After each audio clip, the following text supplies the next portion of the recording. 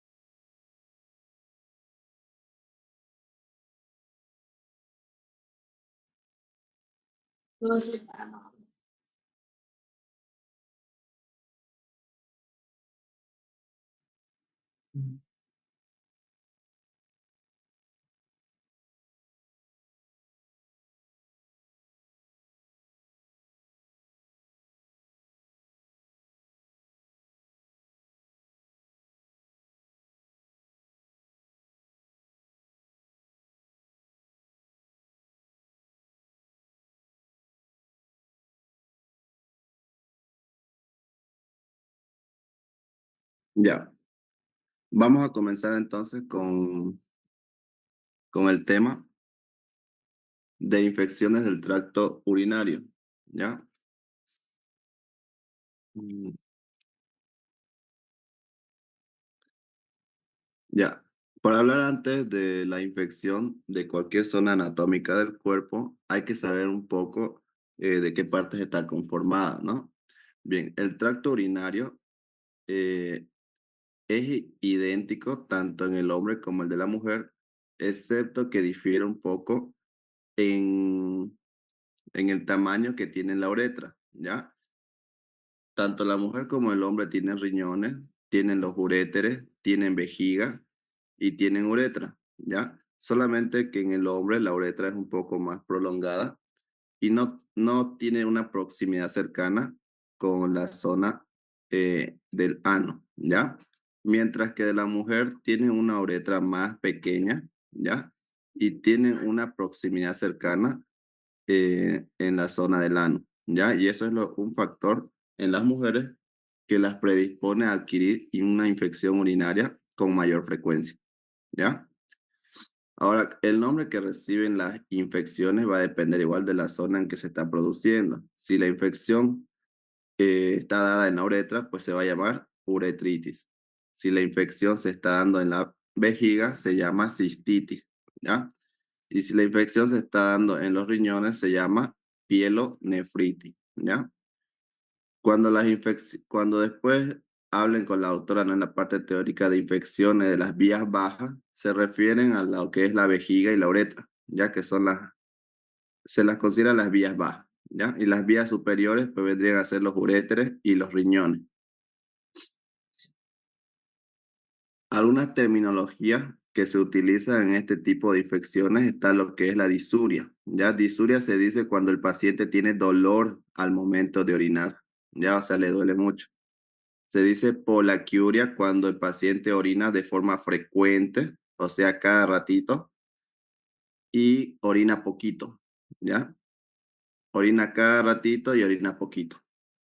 Se dice oliguria cuando el paciente orina menos de 400 ml en las 24 horas. Se dice poliuria cuando el paciente orina gran cantidad en 24 horas, ¿ya? Hematuria cuando hay presencia de sangre en la orina y piuria cuando hay presencia de leucocitos en orina, ¿ya?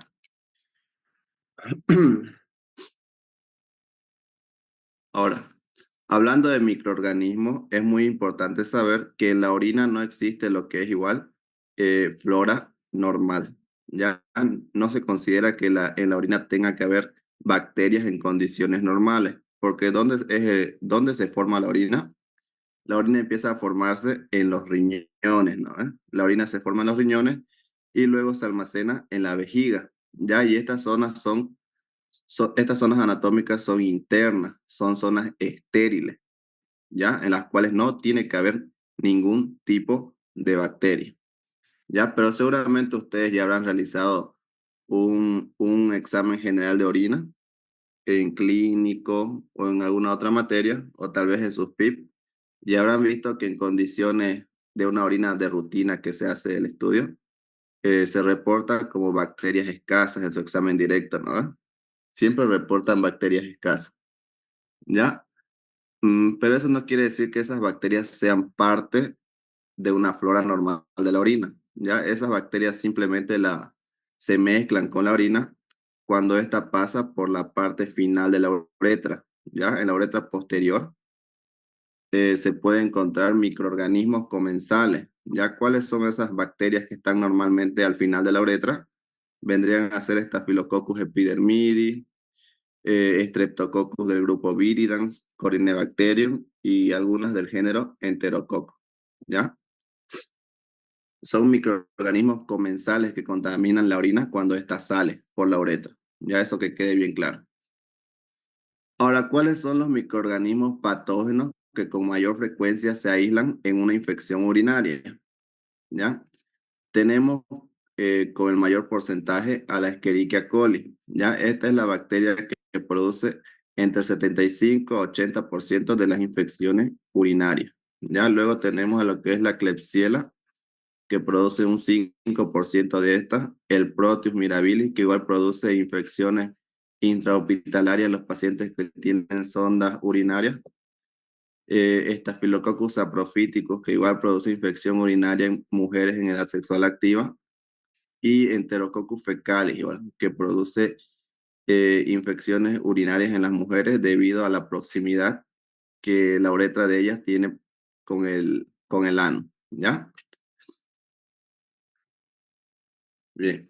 Ahora, ¿cuál es la muestra de rutina que se ocupa para realizar un examen del tracto urinario?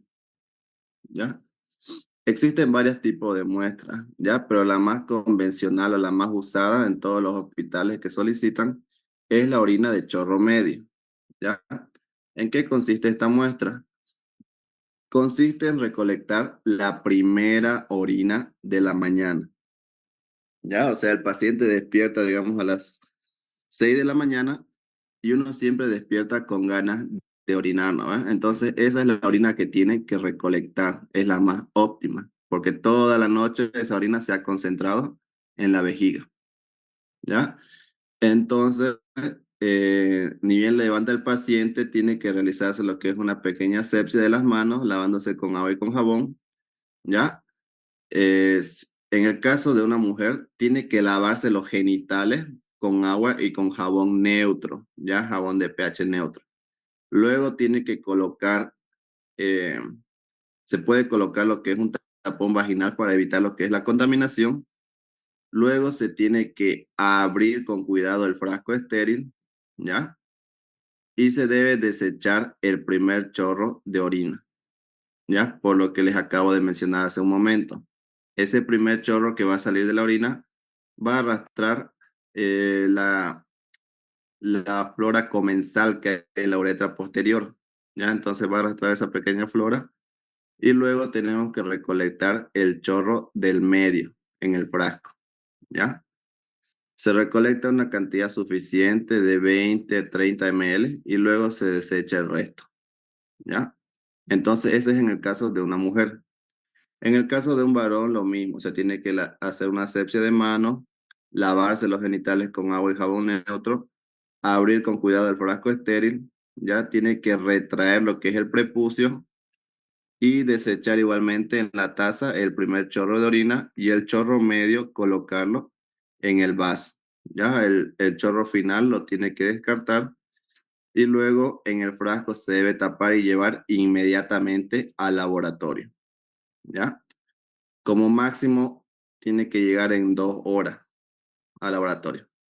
Después ya no nos sirve. Si se va a tardar, ¿no?, en procesar lo que es la muestra, se debe colocar en un refrigerador. ¿Ya? En cambio, si este frasco pasa más de 2 horas, 5, 6 horas sin procesarse, esa muestra ya no sirve, porque las bacterias que estén ahí de la flora comensal de la uretra empiezan a proliferar en ese tiempo transcurrido y pueden dar un falso positivo.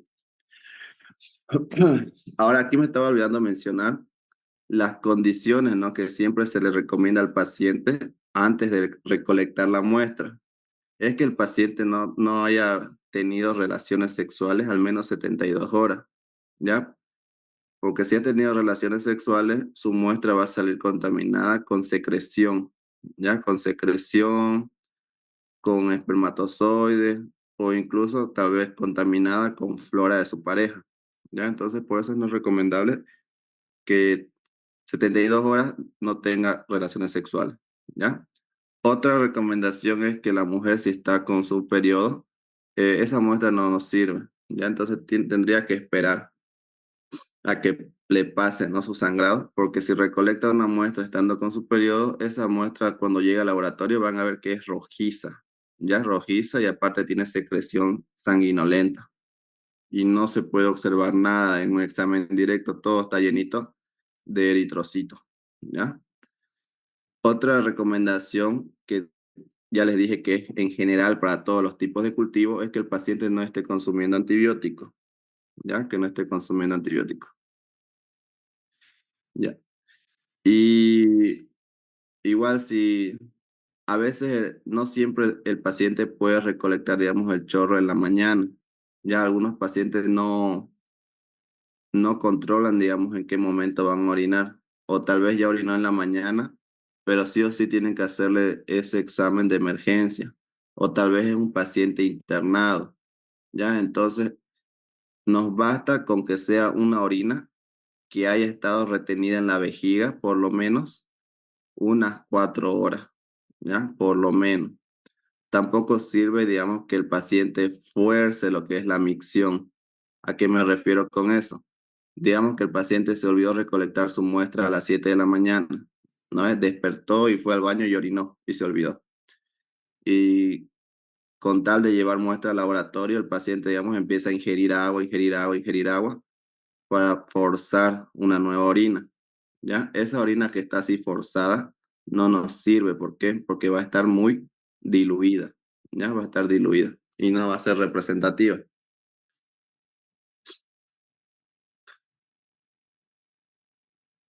Ya. Otro tipo de toma de muestra es utilizando lo que es la bolsa colectora, ¿ya? Esta bolsa colectora se la ocupa en caso de pacientes pediátricos o lactantes, ya que son aquellos que no pueden, digamos, colaborar en la obtención de la muestra, ¿ya? No se puede saber en qué momento van a miccionar.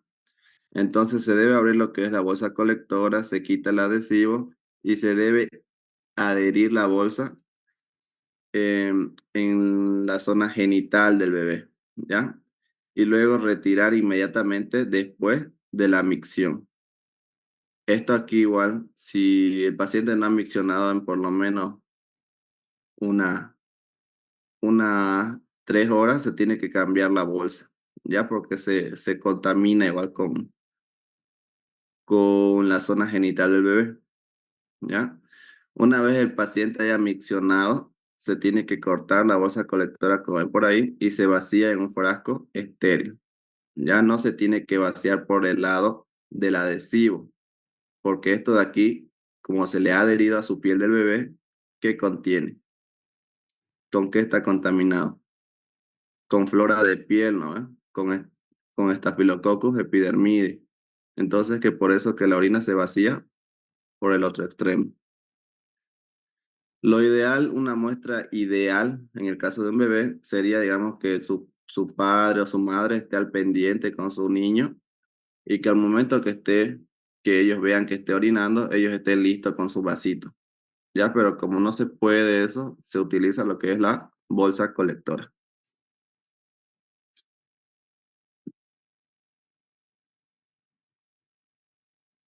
Otro tipo de muestra es mediante la sonda vesical, ¿ya?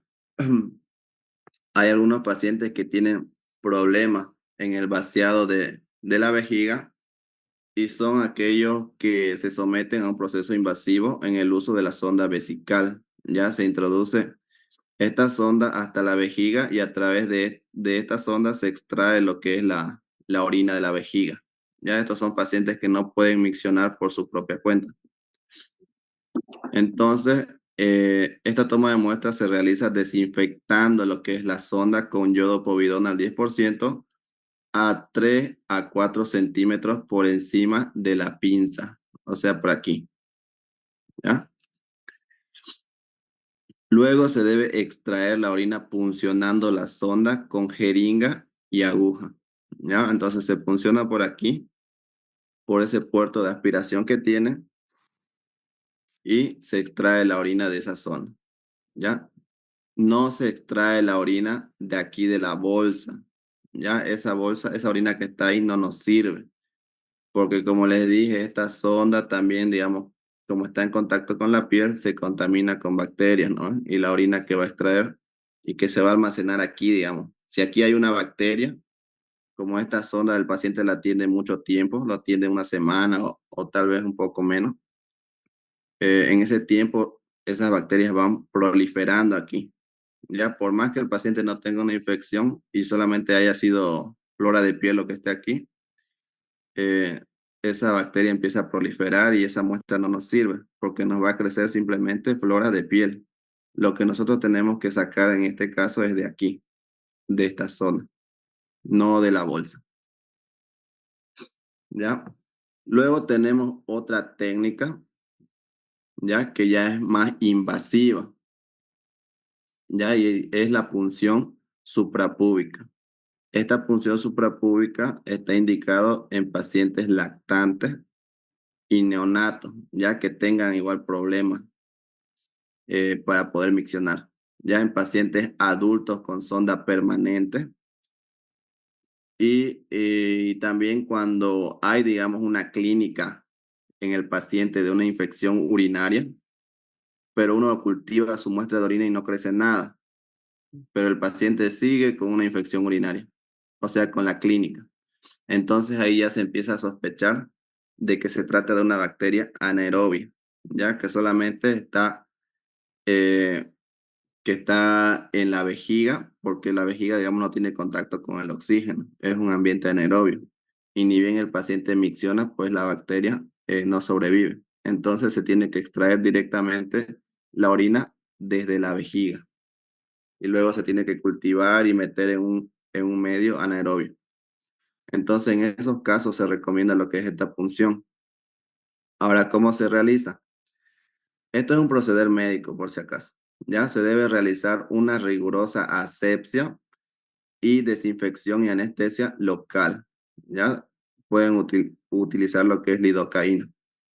Se debe puncionar a 1,5 centímetros de la sínfisis pubiana, ya en la línea media, aquí, ya. Estando al paciente en decúbito supino con una jeringa de 10 ml. Ya, entonces aquí el paciente funciona en esta medida de aquí y introduce la jeringa hasta llegar a la vejiga. Ya tal vez, digamos, si ha causado demasiado traumatismo en los capilares que hay en esta zona, puede que salga la orina un poquito rojiza. Ya puede, pero igual nos sirve, es representativo, porque está extrayendo la orina directamente desde la vejiga. Y si está extrayendo la orina directamente desde la vejiga, que es una zona totalmente estéril, que no tiene contacto, digamos, con ningún factor externo, en esta muestra si fuera de un paciente sano, no tiene que crecer ningún tipo de bacteria, ¿ya? Ahora, si yo cultivo esta muestra de orina y me crece una, dos o tres colonias, ya se lo toma en cuenta de que sea tal vez la bacteria que está ocasionando la infección. Ya, con que me crezca una sola colonia, ya hay sospecha de que esa sea el posible agente etiológico, porque esta es una muestra totalmente estéril. ¿Ya? Esto es pregunta de examen.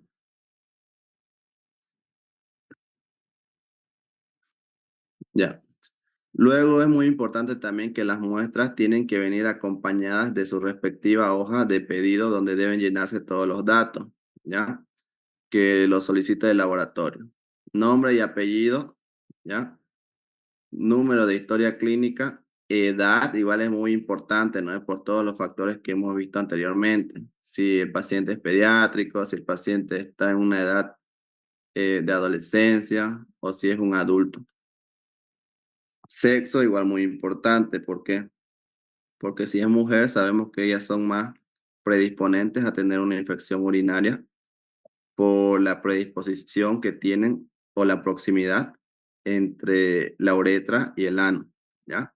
O también en el caso de las mujeres mayores de la tercera edad, en las que ellas llegan a padecer un descenso de vejiga, igual se producen lo que son infecciones urinarias. El servicio y la cama es muy importante igual, porque si se detecta que hay una infección urinaria, digamos por Pseudomonas, Cinetobacter o otro tipo de bacteria, es de mucha utilidad al enfermero para realizar una correcta desinfección de esa zona, ¿ya? Luego el tipo de muestra, que es lo que más nos interesa a nosotros, igual es muy importante, porque si es una muestra de catéter, en este tipo de muestra, digamos, puede que nos crezcan una o dos, tres colonias que nosotros podemos tomarla como contaminación. Si es que nos creciera un Staphylococcus epidermidis, pues se lo toma como contaminación, ¿ya? Pero si es una muestra obtenida por punción suprapúbica, en ese tipo de muestra no tendría que crecerme ningún tipo de colonia, ¿ya? Por eso es muy importante que nosotros sepamos cuál es el tipo de muestra que nos está llegando al laboratorio, ¿ya? Luego, igual saber si recibió algún tipo de antibiótico en los últimos 7 días y tenemos que anotar el nombre del antibiótico y la dosis, ¿ya? Control o sospecha de algún germen anterior.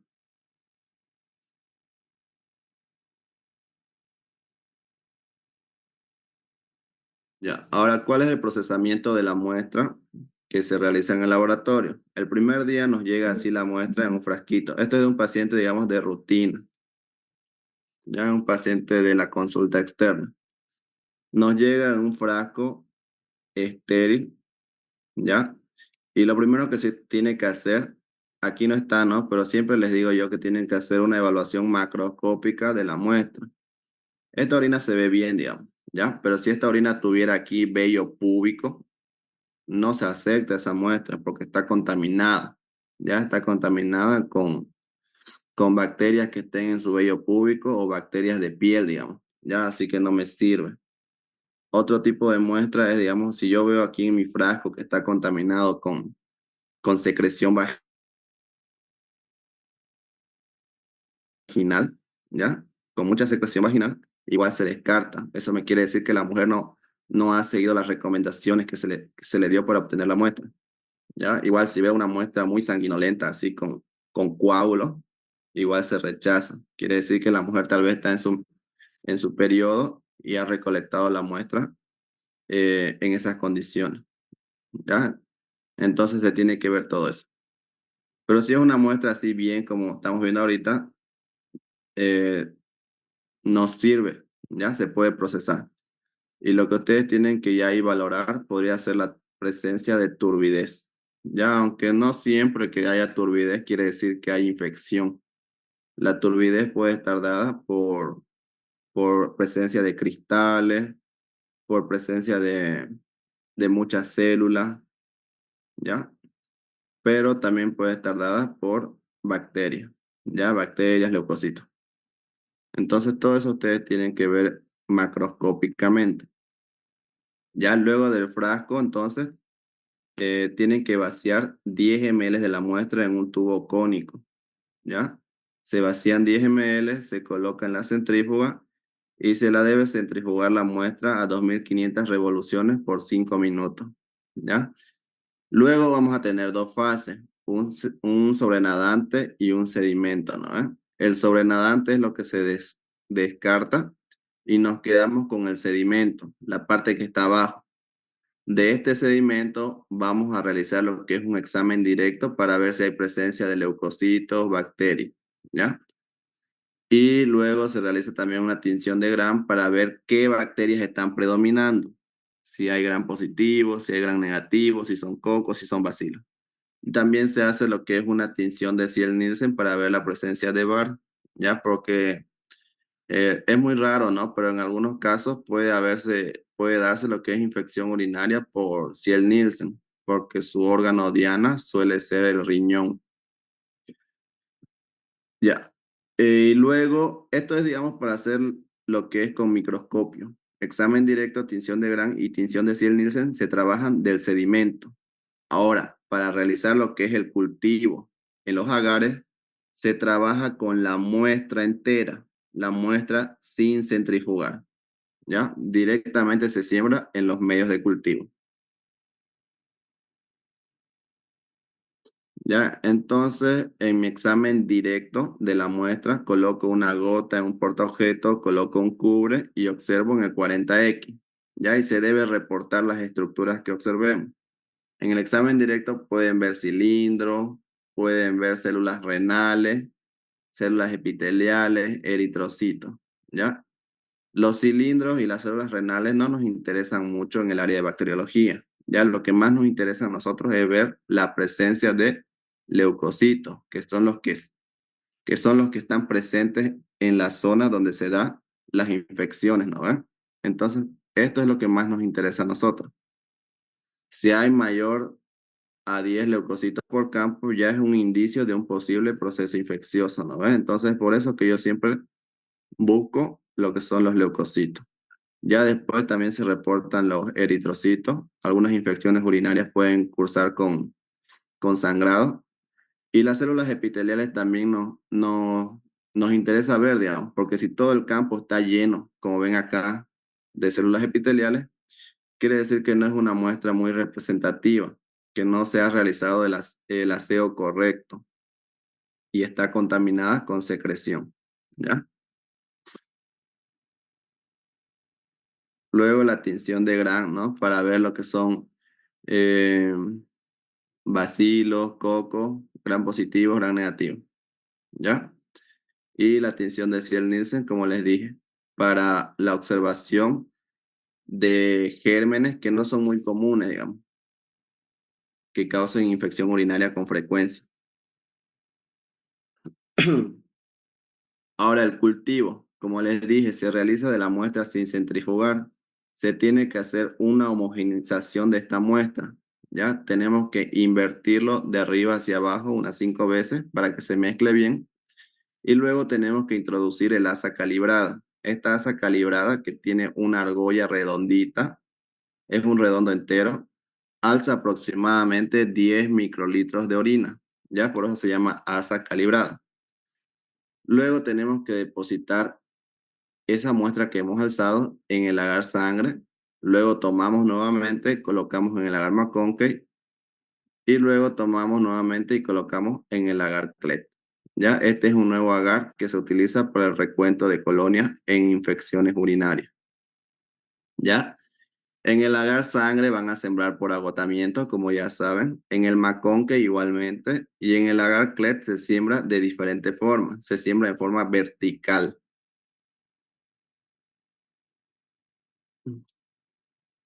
Ya aquí no está la diapositiva de un dibujito que había, pero a ver, mm,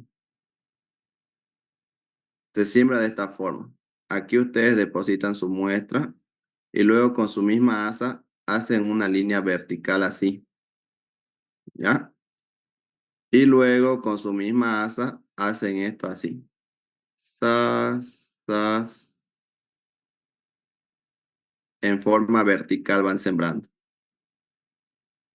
¿ya? De esa forma van a sembrar mañana en el agar CLET, solamente en el agar CLET.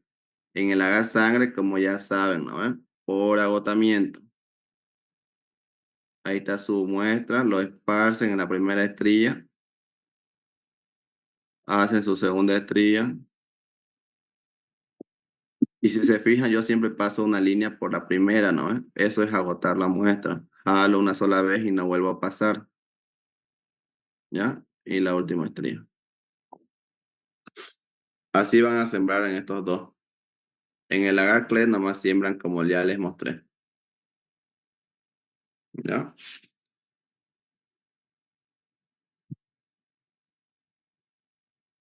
Y luego esto es lo que posiblemente se observe en el siguiente día, cuando ustedes hagan su internado, ¿no? Bueno, en el internado mayormente solamente se ocupa el agar CLED y el agar McConkey. El agar sangre casi no se ocupa. Ya, pero digamos que en el segundo día me ha desarrollado esto. En el agar sangre son colonias blanquecinas, redondas y sin hemólisis. En el agar McConkey también me creció, son colonias de color rosado. Y si me creció en el McConkey, ¿qué significa? Que es un bacilo gran negativo, ¿no? Y que estén de color rosado las colonias, ¿qué significa? Que es un bacilo gran negativo que fermenta la lactosa, ¿no? Ya. Ahora en el agar CLED, que es un agar especial para el recuento de colonias porque tiene deficiencia de electrolito, ¿ya? Por eso es que es ideal y que el sembrado aquí se obtiene así, colonia solita. Ya no se obtiene como ven acá una masa, ¿no? Son colonias solitas. En el agar CLED igual contiene lo que es lactosa y la fermentación se ve de color amarillo. Entonces aquí viene fermentó lactosa y aquí también tiene que fermentar lactosa. Entonces este agar es especial para eso, para hacer un conteo de las colonias. Si se dan cuenta, en este agar de aquí yo no puedo contarlas porque las colonias están pegaditas, están unidas. En este peor, pero en el agar CLED yo puedo contar las colonias. 1, 2, 3, 4, 5, 6, 7, 8, 9, 10, 11, 12, 13. Se puede contar, ¿no? Es por eso que me sirve. ¿Y para qué yo quiero contar las colonias? Para hacer una correcta interpretación de un urocultivo. ¿Ya? O sea, para saber si esa bacteria que me ha crecido es flora normal, o sea, contaminación, o si se trata de un posible proceso infeccioso. ¿Ya? Entonces yo tengo que contar las colonias. Supongamos en un caso de que en este agar me hayan crecido solamente 5 colonias, ¿ya?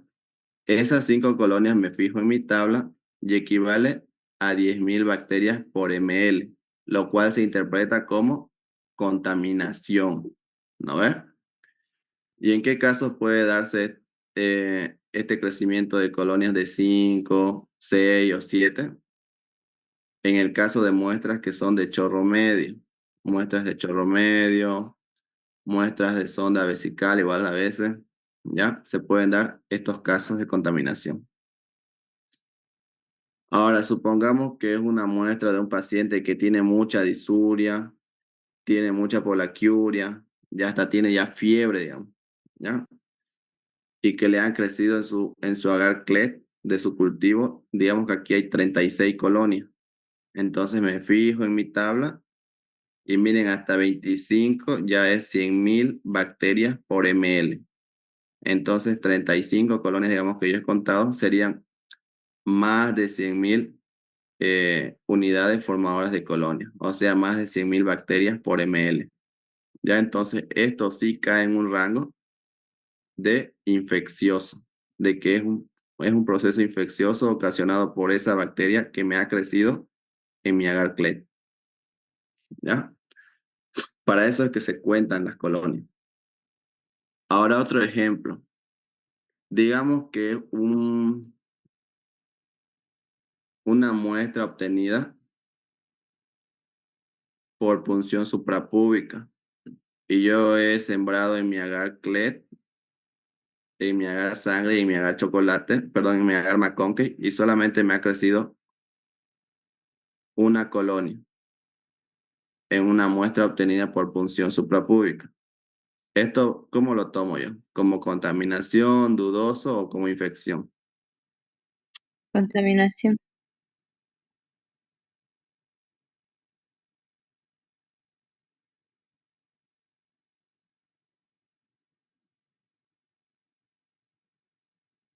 ¿Ya? ¿Alguien más? Es una muestra de orina obtenida por punción suprapúbica, le dije.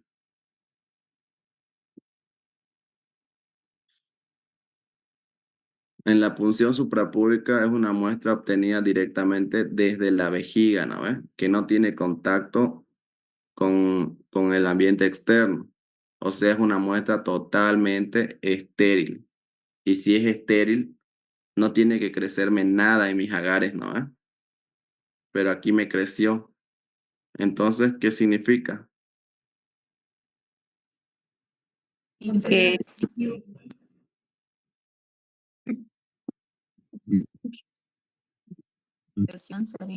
Y aparte el paciente igual tiene clínica, digamos. ¿Ya? Entonces, yo les dije que cuando sea de una muestra obtenida por punción suprapúbica, no tiene que crecer nada. Si me crece unita, ya se lo toma en cuenta ese como que es la bacteria que está ocasionando la infección, ¿ya? Porque muestra obtenida por punción suprapúbica tiene que ser totalmente estéril, no tiene que crecer nada, ¿ya?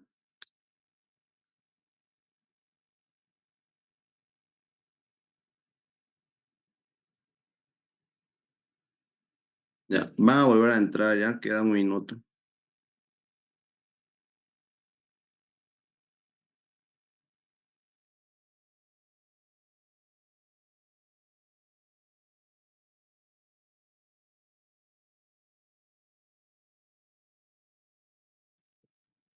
Ya continuemos entonces. Entonces, como les decía, ¿no? Se toma en cuenta que es un proceso infeccioso cuando hay un recuento de colonias mayor eh, a 100.000 unidades formadoras de colonia, ¿ya? O si cae dentro de este rango, se lo toma en cuenta como infección. Pues, mucho hay que relacionar la clínica igual.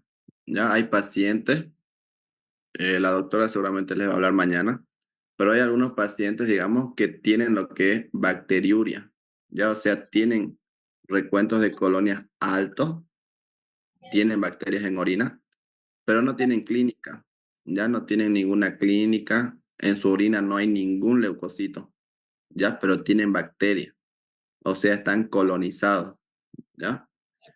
No tienen una infección urinaria, por así decirlo, con clínica marcada, pero ya es un factor predisponente a que con el tiempo eh, se produzca, ¿no?, una infección y la bacteria llegue hasta los riñones.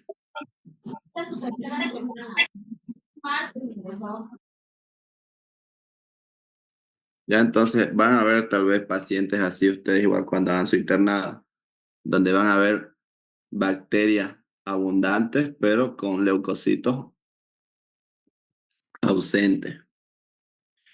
Luego también pueden ver recuentos de colonias bajos que queden aquí, digamos, que queden en este rango que dice dudoso. Pero esto se llega a ver en pacientes que ya se les ha hecho un urocultivo con anterioridad y que ya han tenido un tratamiento. Ya, y el tratamiento tal vez no ha sido efectivo y por eso es que el paciente sigue teniendo bacterias en orina. Un recuento bajo, pero sigue latente su infección. ¿Ya?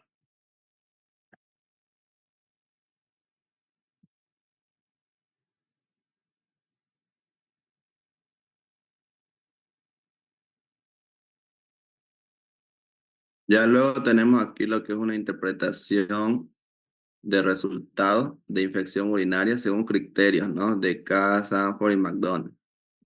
Ya, donde nos indica que una orina que tenga más de 100.000 colonias por ml de muestra, o sea, en el agar se ha contado así, ¿no? Más de 100.000 colonias formadoras por ml, se considera un proceso infeccioso, ¿ya? Pero también se lo puede considerar a una orina infecciosa cuando hay parámetros bajos, algunos parámetros bajos que se llegan a tomar en cuenta, lo que ya les acabo de mencionar, ¿no? Por ejemplo, orinas obtenidas con menos de 3 horas de retención. Es lo que les dije, ¿no? Cuando el paciente, digamos, se olvidó de recolectar su muestra, se levantó y corrió al baño y lo orinó todo en la taza. Y el paciente, con tal de llevar muestra al hospital, pues empezó a beber agua y todo eso, y su orina va a estar diluida, ¿ya? Tiene menos de 3 horas de retención de orina en la vejiga. Luego, también pacientes que hubiesen finalizado recientemente su terapia de antibiótico, ya pueden tener igual un recuento bajo de orina que se lo toma en cuenta. Quiere decir que esa bacteria que le está ocasionando la infección no se ha eliminado completamente. Luego también se toma en cuenta a los pacientes con frecuentes recidivas, ya que son las orinas que contienen igual o menos de 10.000 unidades formadoras de colonia. Se considera una infección recidivante cuando el paciente eh, se cura, digamos, de la infección bacteriana y a los 3 meses, o perdón, antes de los 3 meses, vuelve a tener una infección por la misma bacteria, ¿ya?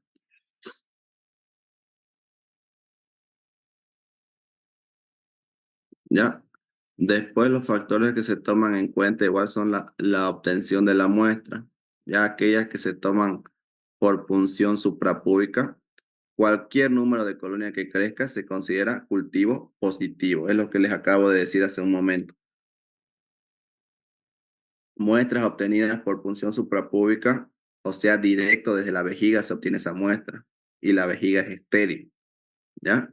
Entonces, en ese sitio, la orina igual se encuentra estéril porque no ha pasado por la uretra, ¿no?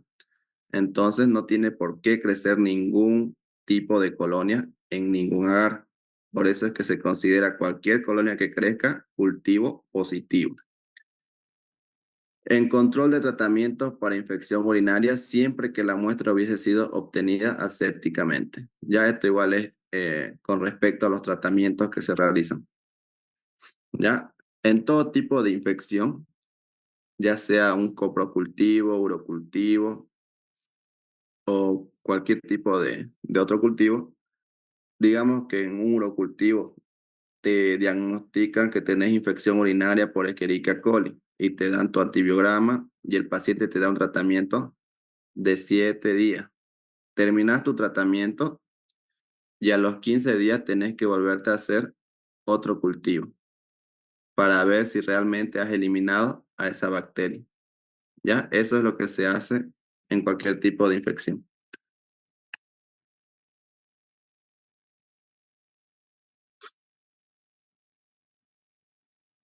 Ya, luego es muy importante, como vieron al inicio, cuál era la bacteria que ocasionaba infección urinaria con mayor frecuencia, en mayor porcentaje. ¿Se acuerdan? Escherichia coli. Ya, muy bien. La Escherichia coli, ¿no? Ya, y esa bacteria, ¿qué morfología tiene? ¿Cómo se ve en la tinción de Gram? Bacilo gram negativo. Es un bacilo Gram negativo, ¿no? ¿Ve?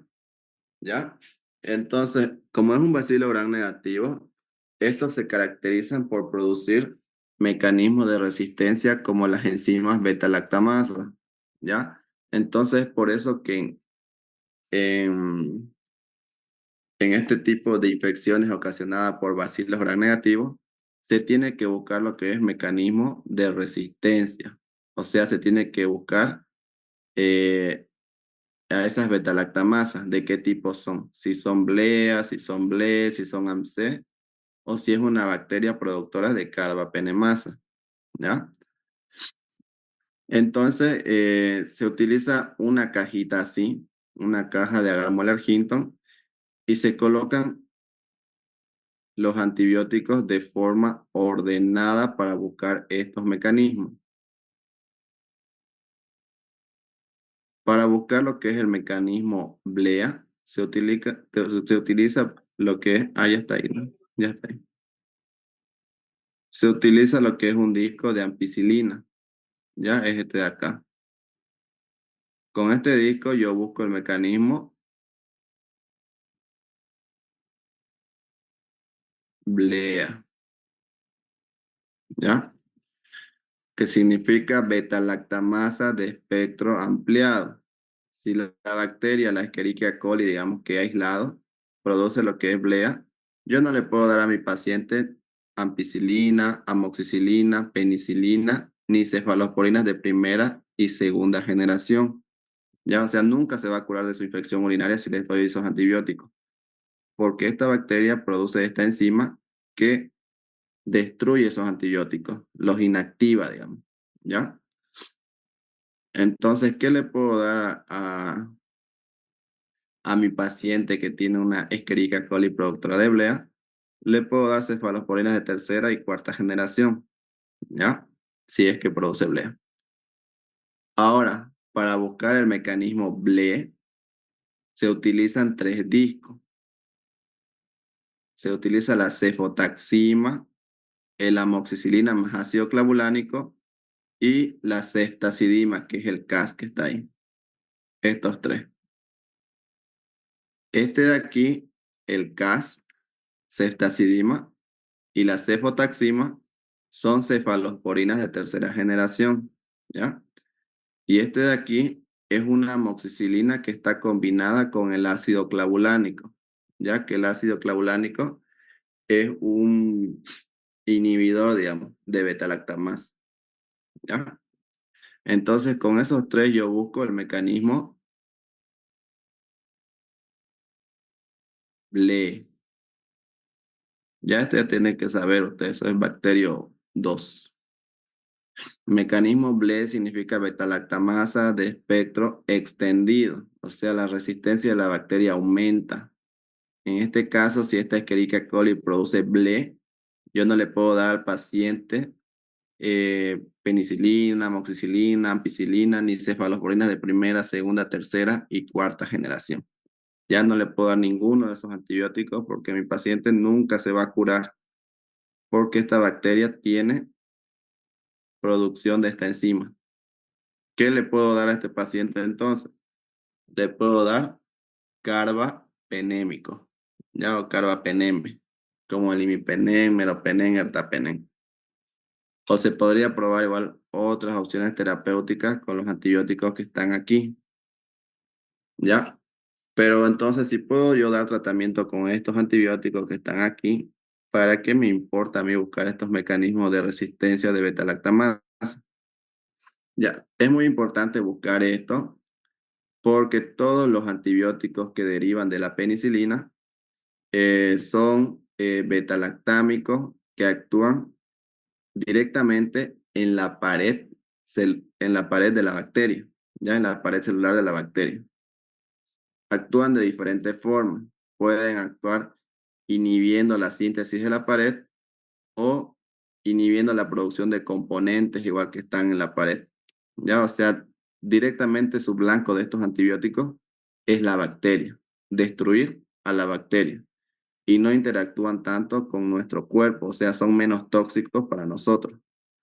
En cambio, estos otros antibióticos que sí actúan frente a las bacterias, que son antibióticos de amplio espectro, actúan a nivel de la replicación genética de la bacteria, ¿ya? O sea, de la replicación del ADN, de la síntesis de proteínas en los ribosomas, entre otras cosas más, ¿ya? Pero como actúan en la replicación de ADN de las bacterias, también pueden actuar en la replicación de DNA de nuestras células y de síntesis proteicas igual de nuestras células. O sea, son antibióticos un poco más tóxicos para nuestro cuerpo, ¿ya? Bien, continuemos entonces con esto. Después con este imipenem que se ve acá, IMP, y con este disco de cefotaxima, con estos dos, se puede buscar el mecanismo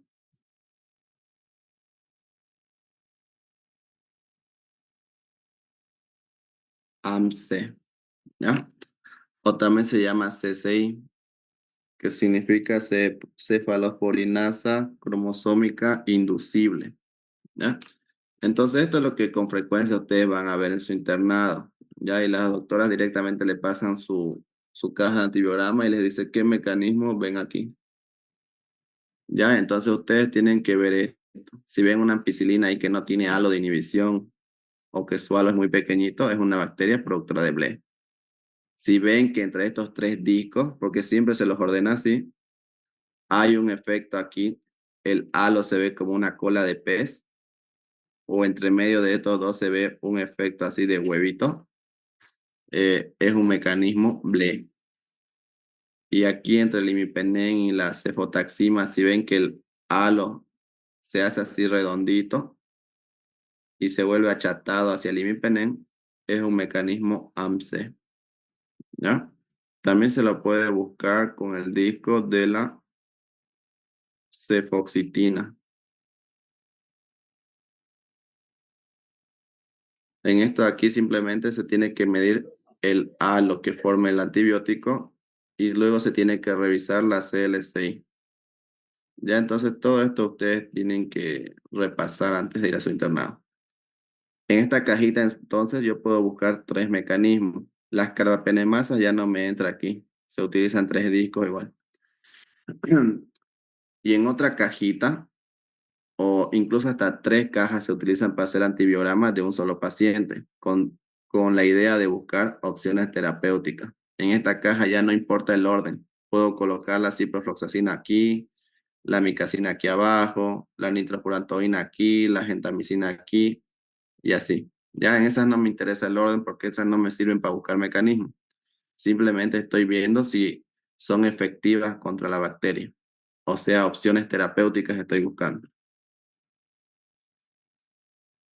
¿Ya? Entonces mañana lo que vamos a hacer es esto de aquí, esta caja que ven aquí. Vamos a buscar mecanismos de resistencia.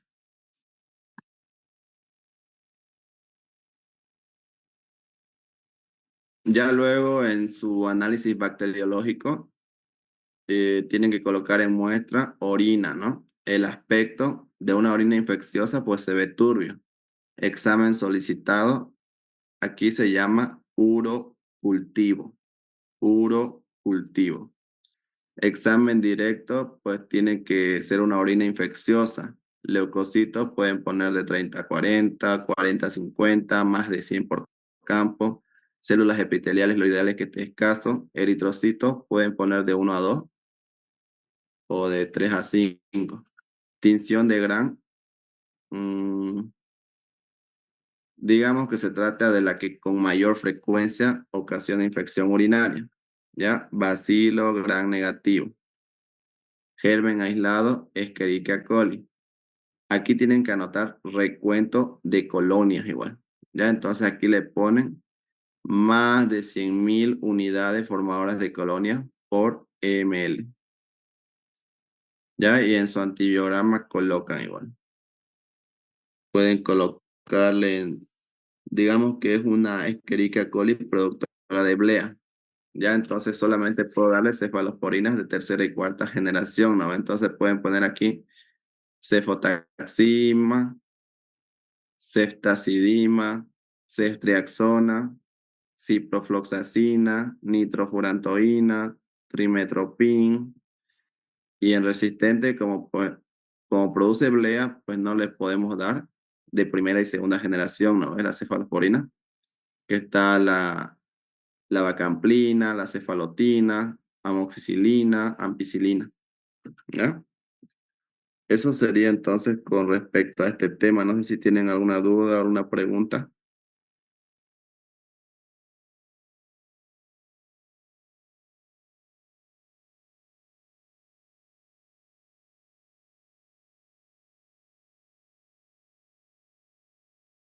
¿Quedó todo claro? ¿O tienen alguna pregunta, alguna duda? ¿Quedó claro, auxiliar?